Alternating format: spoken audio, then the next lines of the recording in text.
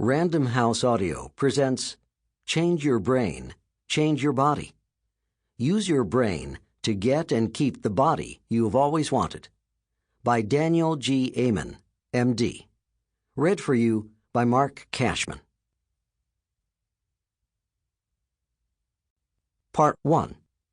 Brain Basics. Introduction. The missing link. Boost your brain to get and keep the body you have always wanted. 50% of the brain is dedicated to vision. How you look plays a large role in how you feel. Both matter to your success at work and in your relationships. It is not just vanity. It is about health. To look and feel your best, you must first think about and optimize your brain. I live in Newport Beach, California.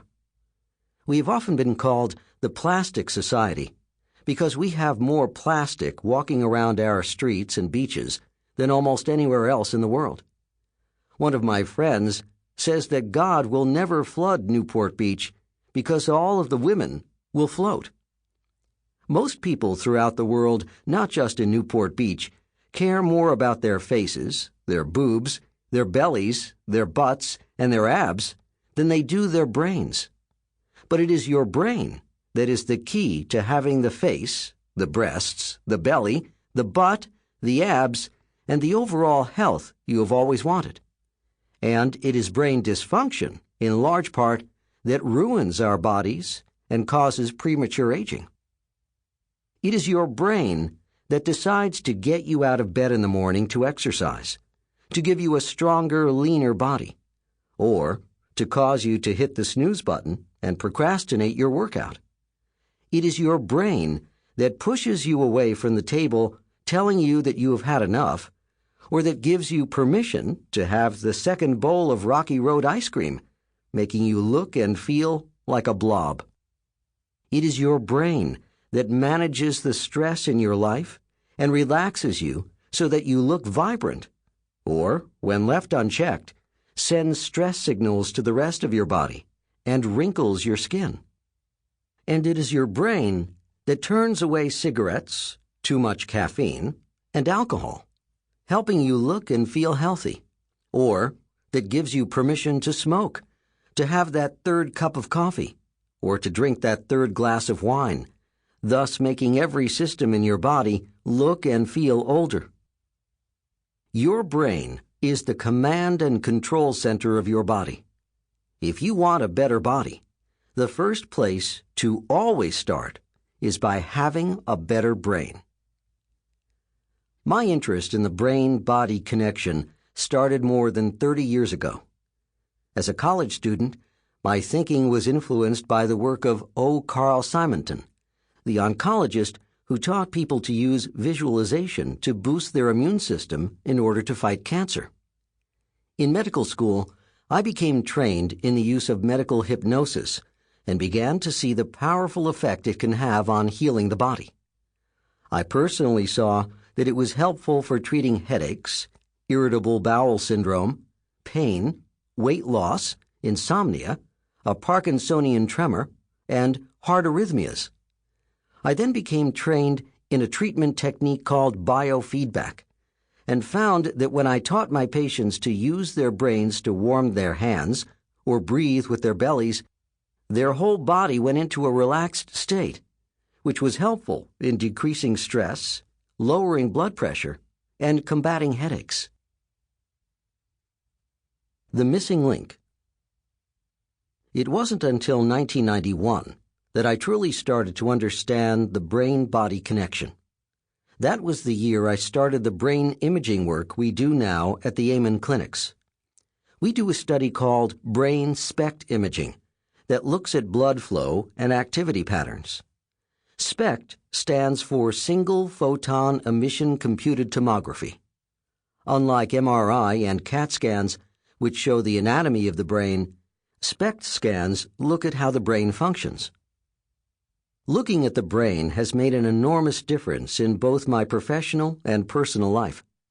At the time I ordered my first scan, I had been a psychiatrist for nearly a decade, and I realized that I didn't have all the information I needed to provide the very best treatment for my patients. When I scanned my first patient, I was excited to discover that the SPECT scans gave me critical information about brain function that I could not ascertain just by talking to the patient. The scans helped me and my colleagues be better healers. Since 1991, the Amen clinics have performed more than 55,000 brain scans, more than any organization in the world. Analyzing scans in the context of individual patient histories has helped us better diagnose and treat our patients for a wide variety of problems, such as ADD, depression, anxiety, anger, learning problems, memory problems, brain injuries, and addictions. In addition, I've discovered that when I improved my patients' brain functions, I also helped to improve their bodies and overall life. I saw dramatic evidence of this a few years ago when I created a home study course for treating anxiety and depression. To test the course, we enlisted the help of 90 people to take part in the pilot program. The results were astounding. As I expected, most of the individuals experienced significant improvement in their levels of anxiety and depression. But that's not all. A number of the people told us that by following the 12-week program, they also lost 20 to 30 pounds. This surprising result showed us that when people helped their brains, they helped their bodies, and they were finally able to lose the weight they had been trying to shed for years. Our brain imaging work opened a new window into why people do what they do. It provided the missing link and allowed people to see what was going on in their brains, so they could do things to improve their brain and their bodies. Take a close look at yourself in the mirror. If your skin seems dry, you reach for the moisturizer. Spot a pimple, and you dab it with a bit of acne medication. Notice a few split ends, and you call the hairdresser for a haircut. If you live in Newport Beach and you detect a few wrinkles, you call a doctor and make an appointment for Botox. Basically, whenever you see a problem with your body, you try to fix it yourself or get professional help to take care of it. But most people never even think about the health of their own brain because they cannot see it. Many of us are walking around with brains that could use some serious help, but we don't know it, so we don't do anything to address the issue. This is at the heart, or should I say brain, of the problem. Let's look at an example of a healthy brain and a troubled brain. In a healthy brain, there is full, even, symmetrical activity, with the most intensity in the back of the brain, in an area called the cerebellum.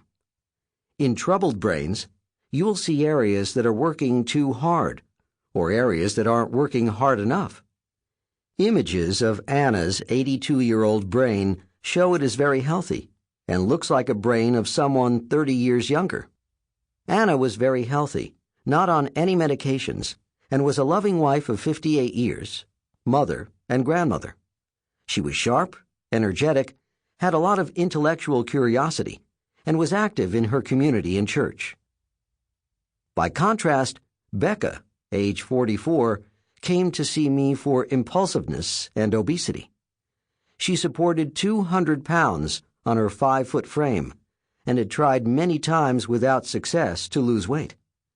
When we scanned her, she had very low activity in the prefrontal cortex, located in the front part of her brain, likely from a car accident in childhood.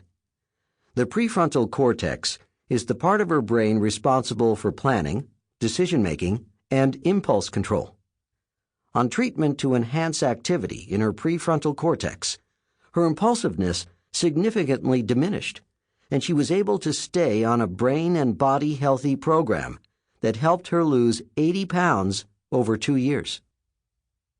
Our brain imaging work taught me that impulsiveness is not just a lack of willpower or a bad attitude, which is the belief shared by 95% of the population. we could actually see that many people had low. Sample complete. Ready to continue?